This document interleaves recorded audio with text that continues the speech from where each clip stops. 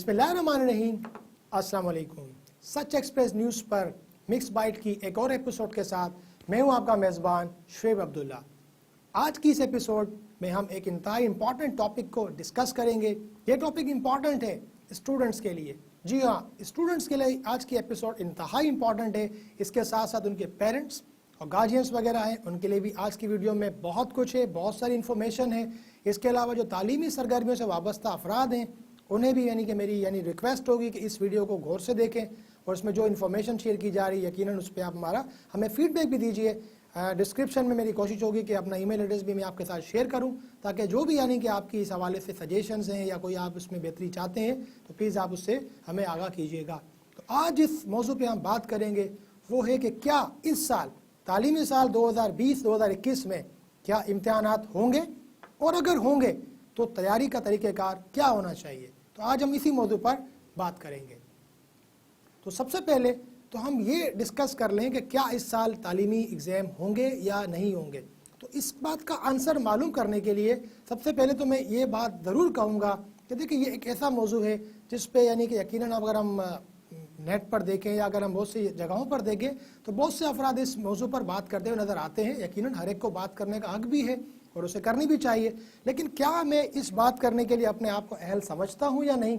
तो मैं इस हवाले से यकीनन अपने आप को किसी हद तक अहल समझता हूँ, क्योंकि मैं पिछले 15 साल से इसी तालीमी सरगर्मियों के हवाले से ही इसी पेशे से वाबस्ता हूँ। और अगर हम और पीछे चले जाए तो अगर मैं कि अपने फादर की बात करूँ तो उन्होंने अपनी ज़िंदगी के 40 साल जो है वो इसी शोबे को दिए हैं। तो यकीनन इस बेस पर अगर मैं ये कहूँ तो बिल्कुल गलत ना होगा कि जो मैं कोशिश करूँगा कि यहाँ जो बात की जाए वो ऑथेंटिक हो, जिस पे आप ट्रस्ट कर सकें और जिसको आप कि जिसके ऊपर आपका ट्रस्ट हो और उसके हिसाब से ही आप अपनी फ्यूचर की प्लानिंग करें। तो सबसे पहले हम बात कर लेते हैं कि क्या इस साल तालीमी एग्ज़ाम्स होंगे तो किस तरह से होंगे और क्या कि उनके इम्कानात हैं। तो ये गलतफहमी पाई जा रही है कि जिस तरह पिछले साल स्टूडेंट्स को वॉक ओवर मिल गया था तो शायद इस साल भी यही कुछ होने जा रहा है। तो हम सिर्फ हवा में बात नहीं करेंगे, नहीं भाई इस बार नहीं होगा या होगा। हम थोड़ा सा पीछे चलते हैं। देखिए पिछले साल अगर मैं गलत नहीं हूँ तो 26 फरवरी को पाकिस्तान में कोरोना वायरस का पहला केस डिटेक्ट हुआ था। I repeat the date again, it was 26 of Feb when the first case of corona virus was detected in Pakistan. तो अगर हम बात करें याया जाफरी साहब थे, अगर आपको उनका नाम भी यकीनन याद हो गया होगा, जो फर्स्ट कोरोना पेशेंट थे जिन्हें डिटेक्ट किया गया था 26 फरवरी थी। तो 27 फरवरी से ही स्कूलों को पहले 3 दिनों के लिए बंद कर दिया गया था, उसके बाद फिर मजीद 10 दिन 13 दिन के लिए और इस तरह से ऑनवर्ड सिलसिला चला था।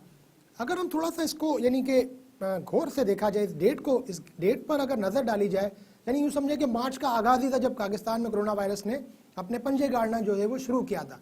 तो अगर हम बात करें मार्च के महीने की तो यकीनन जो भी कि प्राइवेट स्कूल्स हैं, बाकी जो भी स्कूल्स हैं, उनके अक्सरियत के इम्तिहानात जो है वो मार्च में ही हो जाते हैं और अप्रैल में तो नया सेशन शुरू होता है। मार्च, अप्रैल और मई, ये वो 3 मंथ होते हैं जिसमें क्लास 8 तक के, फिर 9, 10 और फर्स्ट ईयर के इनके एग्जाम्स लिए जाते हैं। तो अगर हम बात करें मार्च में ही अगर ये सिलसिला हुआ था तो यकीनन हम ज़हनी तौर पर बिल्कुल तैयार नहीं थे और ये फर्स्ट टाइम था, जिन दुनिया के लिए फर्स्ट टाइम था, हमारे लिए भी ये फर्स्ट टाइम था। ज़हनी तौर पर हम बिल्कुल तैयार नहीं थे। जैसे जो सेफ ऑप्शन था वो यही था कि यार इस बार जो है वो वॉक ओवर मिल जाए स्टूडेंट्स को। इसी बेनिफिट में कि उन्हें वॉक ओवर मिल गया। काफ़ी बार इंतज़ार भी किया कि यार अब हालात ठीक हो जाएंगे, लेकिन अगेन आई रिपीट कि वो मामला जो थे वो इस तरह के थे कि कोई भी ये नहीं जानता था कि अब आगे क्या होने जा रहा है। तो इस वजह से पिछले साल हम ये कह सकते हैं कि स्टूडेंट्स को वॉक ओवर मिला और उसकी बिल्कुल जेन्युइन रीजंस थी। अगर हम बात इस साल की करें, इस बार सूरत हाल काफ़ी हद तक मुख्तलिफ है। इस साल हम काफ़ी हद तक तैयार हो चुके कोरोना वायरस के साथ रहने के लिए। कोरोना वायरस के साथ किस तरह से ज़िंदगी आगे लेके चलनी है, इस हवाले से जो है हमें काफ़ी हद तक SOPs के बारे में भी पता है। किस तरह अपनी लाइफ को गुजारना है कोरोना वायरस के साथ रहते हुए, ये भी हम अच्छे से जान चुके। तो पहला तो ये फ़र्क हो गया। दूसरी बात ये कि देखिए पिछली बार बिल्कुल कि जो पीक था एग्ज़ाम का दिन थे उसी वक्त जो था वो कोरोना ने एंट्री दी थी। इस बार ऐसा नहीं है। इस बार अगर 15 सितंबर से जब तालीमी इदारे खुल चुके हैं, उससे पहले की अगर हम बात करें तो काफ़ी स्कूलों ने ऑनलाइन स्कूल के ऑनलाइन एजुकेशन का सिलसिला शुरू किया था। ऑफ कोर्स अगर हम बिल्कुल कि रियलिस्टिक वे में बात करें तो ऑनलाइन एजुकेशन अगर मैं एक मोहतात अंदाजे के मुताबिक बताऊं तो 30 to 40%, ये मैं बहुत कि यूँ करें कि प्लस करके बता रहा हूँ, 30 to 40% स्टूडेंट जो थे वो उससे फ़ायदा उठा सके, लेकिन रेस्ट ऑफ द 60%, 60-70% जो थे स्टूडेंट थे उनके लिए ऑनलाइन बिल्कुल यानी बेमाने था, क्योंकि वो अफोर्ड या तो नहीं कर सकते थे, या कनेक्टिविटी का इशू था, या और बहुत सारे रीजंस थे जिसकी वजह से वो इससे बिल्कुल भी। तो यानी अगर हम सोचें कि जो ऑनलाइन है उसको हम ज़ीरो कर लेते हैं, यानी जो मिला वो बोनस था, उसके अलावा और कुछ भी नहीं था, तब भी 15 सितंबर के बाद जब टीचर्स भी आए, स्टूडेंट भी आए, तो ये ज़हन बना हुआ आया था कि बस अब हमें पढ़ना है और बिल्कुल पढ़ना है। और अच्छा खासा यानी कि जो काम है वो खींचा जा चुका है, यानी काफ़ी हद तक सिलेबस कवर किया जा चुका है। इसके अलावा अब गवर्नमेंट ने भी और यानी कि जो दूसरे जो प्राइवेट बोर्ड्स हैं उन्होंने भी, आगा खान बोर्ड हो गए और दूसरे जो बोर्ड हैं उन्होंने भी अपना जो सिलेबस है वो कंसाइज कर दिया, यानी जहाँ पर 10 चैप्टर थे वहाँ पे उन्होंने 7 चैप्टर कर दिए, जहाँ 7 चैप्टर थे वहाँ 5 कर दिए। इन द सेम यानी कि इस रेशो के साथ आगे काम हुआ है, यानी जहाँ का सिलेबस कंसाइज हो गया है, प्लस हमने जो स्पीड अप वर्क किया हुआ है, इसकी वजह से काफ़ी हद तक कोर्स कंप्लीशन की तरफ जा रहा है। और इससे यही साबित हो रहा है कि बिल्कुल एग्ज़ाम, यानी कि अगर मैं अपना मोहतात अंदाजे के मुताबिक बताऊं, यानी कि मैं अपना 15 साल एक्सपीरियंस अगर बरोएकार लेकर आऊँ, इसके अलावा जो ज़मीनी हक़ाइक़ नज़र आ रहे हैं, जो गवर्नमेंट पाकिस्तान की पॉलिसीज़ नज़र आ रही हैं, जो सिंध गवर्नमेंट की पॉलिसीज़ नज़र आ रही हैं, वो तमाम के तमाम इस तरफ इशारा कर रही हैं कि इस साल यकीनन एग्ज़ाम्स होंगे।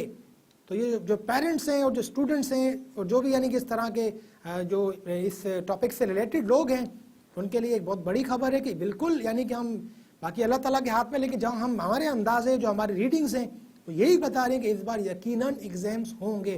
और उसकी क्या वजूहत है मैंने आपके सामने पेश की कि ऑलरेडी एक तो सिलेबस कंसाइज हो गया है, प्लस हमारी तैयारी उस सिमत में जारी है। और उसके बाद एक और चीज़ भी है कि इस बार MCQs बेस्ड यानी कि अक्सर वो पेपर हो रहे हैं जिसमें तैयारी करना निस्बतन आसान होता है, कि लॉन्ग एक्सटेंडेड आप आंसर्स लेके उससे काफ़ी हद तक आसान होता है। तो ये यानी कि एक और प्लस पॉइंट है। ये तमाम इसी तरह इशारा कर रहे हैं कि इस बार एग्ज़ाम लाजमी होंगे। हाँ, एक थोड़ी सी पॉलिसी में तब्दीली ये आ सकती है कि यानी कि सर्दियाँ जब बढ़ती हैं तो ऑफकोर्स उसमें नज़ला ज़ुकाम वगैरह के केसेस की तादाद ज़्यादा हो जाती है, और कोरोना वायरस भी एक किस्म की इसी फैमिली में से नज़ला ज़ुकाम की एक एडवांस किस्म की शक्ल, जिसको अभी तक हम डिटेक्ट नहीं कर पाए, उसका इलाज दरियाफ्त नहीं कर पाए।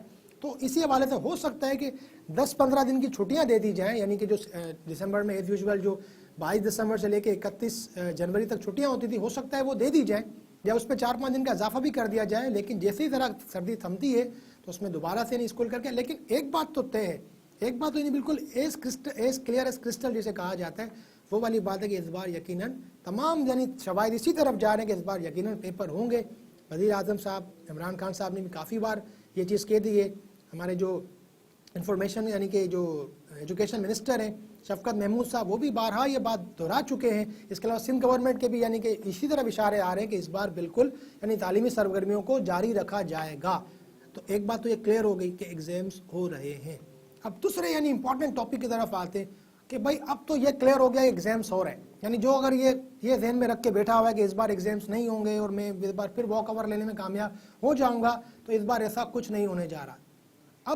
अब यानी दूसरा क्वेश्चन ये पैदा होता है कि जो एग्ज़ाम्स हो रहे हैं अब उसमें तैयारी किस तरह की जाए। तो अब मैं आपके सामने 5 पॉइंट्स रखने वाला हूँ। उन 5 पॉइंट्स को आपने बहुत गौर से सुनना है और उस पर कोशिश करके अमल करना है, ताकि आप एग्ज़ाम्स में अच्छे से अच्छे मार्क्स लेकर पास हो सकें। तो पहला जो पॉइंट है वो ये है कि देखें, जो सिलेबस कंसाइज किया गया है, यानी जो 10 चैप्टर थे उसको अब 7 चैप्टर में कन्वर्ट कर दिया गया है, या जो 7 चैप्टर थे उन्हें 4 चैप्टर यानी कि उसको कंसाइज कर दिया गया है, तो आपकी तवज्जो, आपका पूरा फोकस जो है वो उन्हीं 4 चैप्टर्स पे होना चाहिए। जी हाँ, अगर आप चाहें तो यानी कि दूसरे चैप्टर्स को सरसरी तौर पे पढ़ सकते हैं, उनसे इन्फॉर्मेशन आप ग्रैब कर सकते हैं। दूसरा पॉइंट जो कि ये है कि इस बार चूँकि पेपर जो है वो MCQs बेस्ड होगा, एग्ज़ाम जो MCQs बेस्ड होगा, तो आपकी पहली कोशिश यही होनी चाहिए कि ज़्यादा से ज़्यादा जो पास्ट ईयर के पेपर्स है, जिसको हम उर्फ आम में 5 ईयर पेपर भी कहते हैं, उन 5 ईयर पेपर में जो भी MCQs के क्वेश्चंस आपको मिलते हैं उन्हें आप सॉल्व करें, उन्हें बहुत अच्छे तरीके से आप समझें, उन्हें आप सॉल्व करें, क्योंकि उसी के ऊपर आपका जो रिजल्ट है वो बेस करता है। अमूमन हम 5 ईयर का कॉन्सेप्ट जहन में लिए हुए होते हैं, लेकिन आपने कोशिश करनी कि उन ईयर्स को मजीद बढ़ाना है। अगर आपकी एक्सेस होता है, आप 6 साल का कर सकते हैं, आपको डेटा अवेलेबल है, आप 6 साल का, 7 साल का, इवन आप 10 ईयर्स के भी जो MCQs हासिल कर सकते हैं। अपनी कोशिश यहीं तक ही ना रखें। अगर आप रेलिवेंट कुछ बुक्स अवेलेबल हैं मार्केट में जैसे कि जो कि एमसीक्यूज बेस्ड होती हैं, उन्हें आप यानी ले लें, क्योंकि अब आपके पास तैयारी के लिए याद करने का मैटर इतना ज़्यादा नहीं है। आपने यही स्मार्ट वर्क करना है। स्मार्ट वर्क के ज़रिए आप बेहतरीन रिजल्ट प्रोड्यूस कर सकते हैं। आप 5 ईयर की जगह 10 ईयर्स अरेंज कर सकते हैं। आप 10 ईयर की प्रैक्टिस कीजिए। आप कोई और बुक्स ले सकते हैं जहाँ पे आपको एमसीक्यूज का बैंक मिल जाए, आप उसे ग्रैब कर सकते हैं ताकि आपके पास बेहतरीन किस्म की नॉलेज हो और आप फ़ौरन से जो है एमसीक्यूज अटेम्प्ट करने की पोजीशन में हो। इसी वाले से मैं थर्ड पॉइंट आपके सामने पेश कर रहा हूँ, वो एक थोड़ा सा यूनिक पॉइंट है, उसे आपने जरा गौर से समझने की कोशिश करना है। वो पॉइंट बेस करता है डिस्ट्रैक्टर की। जैसे देखिए 4 ऑप्शंस होते हैं, option A, option B, option C और ऑप्शन डी। तो आपने, क्योंकि उसमें से एक ऑप्शन जो है बिल्कुल सही होता है, तो आपने कोशिश करनी है कि जो दूसरे 3 ऑप्शन उन्हें कहा जाता है डिस्ट्रैक्टर्स, उन्हें कहा जाता है डिस्ट्रैक्टर्स, आपने उस पर भी नज़र रखनी है। आपने कोशिश करना है कि जो ए तो ऑप्शन चले ठीक, जैसे कोई क्वेश्चन है, एक आइटम है, उसका जो सही जवाब है वो बी है, ठीक है भाई, आपने याद कर लिया, आपने समझ आ गया। आपने अपने आप से ये भी तैयारी करवानी है, आपने ये भी तैयारी करनी है कि ए, सी और डी उनके आंसर क्यों नहीं है, यानी उसमें क्या ऐसी वजह है कि, क्योंकि इस बार जो था पेपर उसमें तो बी आंसर था, हो सकता है थोड़ा सा सवाल को घुमाया जाए, अगली बार सवाल में जो आंसर वो ए हो। तो आपको यहाँ से भी तैयारी करनी है कि जो दूसरे 3 डिस्ट्रैक्टर्स हैं, जो गलत जवाब है, वो 3 गलत क्यों हैं, उसका आंसर भी आपको पता होना चाहिए। यानी आपको डिस्ट्रैक्टर के ऊपर भी काम करना है। चौथा पॉइंट जो है इस हवाले से वो ये है कि कुछ सब्जेक्ट्स जो होते हैं वो न्यूमेरिकल बेस्ड होते हैं। फॉर एग्जांपल मैथ्स हो गया, उसमें आपको बाकायदा सोल्यूशन करना पड़ता है। इसके अलावा फिजिक्स हो गया, अकाउंटिंग हो गया, ये वो ऐसे सब्जेक्ट्स हैं जिसको बाकायदा आपने उसमें जो क्वेश्चंस होते हैं सॉल्व करने होते हैं। तो वहाँ इन तरह के सब्जेक्ट जो है उसमें अपनी तैयारी जो है आप MCQs तक महदूद ना रखें। उनके जो एक्सटेंडेड रिस्पॉन्स क्वेश्चन है, यानी जो तवील आंसर होते हैं, इसके आंसर आप लिखते हैं, सॉल्व करते हैं, वो भी आप यकीनन सॉल्व करें। यानी मेरी आपको ये सलाह होगी, और मैं यकीनन मैं बार बार जब अपनी बात करता हूँ तो मैं इसलिए आपको कह रहा हूँ कि यकीनन मैं इस शोबे से 15 साल से वाबस्ता हूँ, और यकीनन मेरी यानी जो हल्के अबाब में लोग हैं वो भी तकरीबन इसी तरह के, हमारी डिस्कशन होती है। और यानी मैं तजुर्बे की बुनियाद पर आपसे ये बात कह रहा हूँ कि जो न्यूमेरिकल सब्जेक्ट्स हैं उसमें आपने ना सिर्फ MCQ को कवर करना है, बल्कि जो एक्सटेंडेड रिस्पॉन्स, जिसको CRU कहा जाता है, कंस्ट्रक्टिव रिस्पॉन्स क्वेश्चन या एक्सटेंडेड रिस्पॉन्स क्वेश्चन जो होते हैं जिसमें आप सॉल्व करते हैं, उन्हें भी आप लाजमी सॉल्व करें। क्योंकि MCQs में बाज़ औक़ात कोई स्टेप पूछ लिया जाता है, आपने तो भाई एक स्टेप याद किया था जो कि MCQs में बार बार पूछ, या पता इस बार स्टेप 2 पूछ लिया जाए, आपने तो उसकी तैयारी की ही नहीं, तो आप कैसे कर पाएंगे। तो आपको इस बार यानी जो न्यूमेरिकल सब्जेक्ट्स में चौथा पॉइंट ये था हमारा कि उसमें आपको जो बड़े सवाल सॉल्व करने वाले उनकी भी आपने बहुत अच्छे से तैयारी करनी है। Last but not the least, आपने कोई भी MCQ को अनमार्क नहीं छोड़ना। यानी सबसे पहले आपकी कोशिश क्या होनी चाहिए, देखिए आपने क्या करना, पेपर आपके हाथ में आ गया, अब आपने क्या करना है, सबसे पहले अपना ज़्यादा से ज़्यादा टाइम उन यानी कि MCQs को देना जो आपके लिए बिल्कुल क्लियर है, यानी उन सवालों को आपने अटेम्प्ट करना है। ये तो एक जनरल पॉलिसी है। अगर MCQ से हट के भी बात करें, जैसे कोई इंग्लिश का सब्जेक्ट हो गया या कोई और से जिसमें आपको लिखना होता है, वहाँ पर भी आपकी कोशिश यही होनी चाहिए कि सबसे पहले अपना जो प्राइम टाइम है, अपना जो क्लियर टाइम है, वो उसे दिया, उस क्वेश्चन को दिया जाए जो कि कन्फर्म है, जिसका आना लाजमी, यानी जो आपको बिल्कुल आता है, आपको पता है कि यार ये तो मुझे कन्फर्म आ रहा है, तो अपनी पूरी तवज्जो वहाँ पे देनी है ताकि आपको एक बात तो श्योर हो जाए कि यहाँ के नंबर जो है मेरे बिल्कुल यानी मेरे क्लियर हैं, ये तो मुझे मिलने ही मिलने। बाकी जो तमाम जब इस तरह के क्वेश्चन हो जाए, फिर आपने उन सवालों का रुख करना है जो कि आप जिसमें आप डाउट रखते हैं, यानी जिसमें आपको ऐसा लगता है कि ये उस पर आप डाउटफुल हैं, इसका आंसर ये भी हो सकता है, उस पर अगर आप अपना टाइम एक्सपेंड करते हैं तो ये कुछ बेहतर हो जाता है। यानी कि फिर आप उसमें यानी कि यूँ हो को पता होगा कि भाई 10 क्वेश्चन थे, आपने 7 तो ऐसे सवाल थे जो कि बिल्कुल क्लियर थे, 2 है जिसमें आप डाउटफुल हैं, तो आप जो रिमेनिंग टाइम है उस पर आप लगा सकते हैं कि ठीक हो गया तो बेहतर है, नहीं हुआ तो अल्लाह मालिक है, फिर भी बेहतर है। ये होने के बाद फिर बाकी बच गया एक क्वेश्चन, अब उसको भी आपने अनमार्क नहीं छोड़ना। जी हाँ, उसे भी आपने अनमार्क नहीं छोड़ना, कुछ भी करके उसे आपने मार्क जरूर करना है, या अगर लिखने का तो उसे आपने अटेम्प्ट जरूर करना है। किसी यानी कि मैं एक बोर्ड से भी वाबस्ता हूँ, तो वहाँ पर क्या पॉलिसी होती है, बाज़ औक़ात कोई क्वेश्चन काफ़ी ट्रिकी आ जाता है, यानी उसमें ओवरऑल जब रिजल्ट निकाला जाता है, जैसे फॉर एग्जाम्पल क्वेश्चन नंबर 8 है, उसका जो अटेम्प्टिंग यानी कि रेशो है वो 0%, यानी पूरे पाकिस्तान में से कोई बच्चा भी उस क्वेश्चन को अटेम्प्ट ही नहीं कर पाया। तो इस तरह के सवालात में थोड़ा सा यानी मार्किंग क्राइटेरिया होता है, उसमें लीनियंसी दी जाती है, उसमें लीनियंसी शो की जाती है। उसमें यानी ये किया जाता है कि फॉर एग्जांपल आपको मैं आसान वर्डों में ये समझाएं कि अगर किसी बच्चे ने कुछ भी लिखा है, थोड़ा सा रेलिवेंट लिखा है, उसे भी मार्क दे दिए जाए, उसे मार्क दे दिए जाए। देखिए मैं बहुत बड़ा जुमला आपके सामने कह रहा हूँ कि अगर आपने यानी पूछा कुछ है लेकिन उससे करीब करीब भी आपने कुछ लिख दिया है, आप पूरे मार्क्स हासिल करने में कामयाब हो जाएंगे। या फिर बातों का तो ऐसा भी होता है कि कुछ ना कुछ लिखा है तो कुछ मार्क्स दे दें, ये भी एक यानी थ्योरी होती है जब हम चेकिंग करते हैं, जब उस वक्त ये भी थ्योरी होती है किन सवालों में आप जब पेपर सॉल्व कर रहे थे आपको तो नहीं पता था कि ये सवाल एक इतना डिफिकल्ट क्वेश्चन है जो कि बिल्कुल आउट ऑफ द कॉन्टेक्स्ट है, लेकिन फिर भी आपने उसे अटेम्प्ट किया और आपको ये बेनिफिट ऑफ द डाउट मिल गया कि भाई ये सवाल तो बिल्कुल ही आउट ऑफ द बॉक्स आ गया था, लिहाजा इस सवाल में स्टूडेंट को थोड़ा सा बेनिफिट मिलना चाहिए। अगर आप उसको खाली छोड़ देते हैं, ऑफ कोर्स इसमें तो आपको कोई बेनिफिट नहीं मिलेगा, आपको क्या मार्क्स मिलेंगे, 0 मार्क्स मिलेंगे। अगर आप कुछ लिखेंगे ऑफ कोर्स आपको बेनिफिट मिलेगा। और अगर हम बात एमसीक्यूज की करें, 4 ऑप्शंस होते हैं, अगर आप उसमें एक ऑप्शन को क्लिक कर देंगे मींस आपने अपने 25% चांसेस जो है वो आपने बहाल कर लिए, यानी कि अब आपके पास 25% चांस है। ये तो मैं उसकी बात कर रहा हूँ कि जो बिल्कुल क्लियर है क्वेश्चन, यानी जो क्लियर है उसमें भी आपने 25% मार्क अपने 25% चांसेस जो है आप अपने क्रिएट कर दिए। आपने कोई भी मार्क नहीं किया, इट मीन्स आप कुछ भी करेंगे जाहिर सी बात है उसमें आपको 0 मार्क्स ही मिलेगा। आपने सी ऑप्शन कर दिया, डी ऑप्शन कर दिया, कोई भी ऑप्शन आ रहा है यकीनन आपने उसको ज़रूर अटेम्प्ट करना है। तो ये तो थी आज की वीडियो जिसमें हमने कोशिश की कि बड़े डिटेल में और तफसील के साथ दलाइल के साथ ये बात आपके सामने पेश की जाए कि क्या इस बार एग्जाम्स होंगे, तो उसका जवाब है कि जी हाँ इस बार एग्जाम्स होंगे।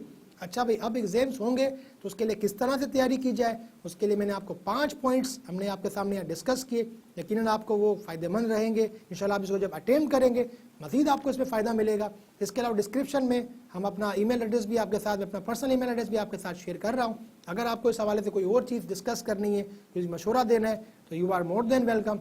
आज की इस एपिसोड में इतना, इंशाल्लाह आने वाली वीडियोस में हम किसी और मौजू के साथ आपकी खिदमत में हाजिर होंगे और इसी तरह से आपको इन्फॉर्मेटिव बातें शेयर करेंगे। तब तक अपना और गिरदो नवा के लोगों का सबका बहुत ख्याल रखिएगा।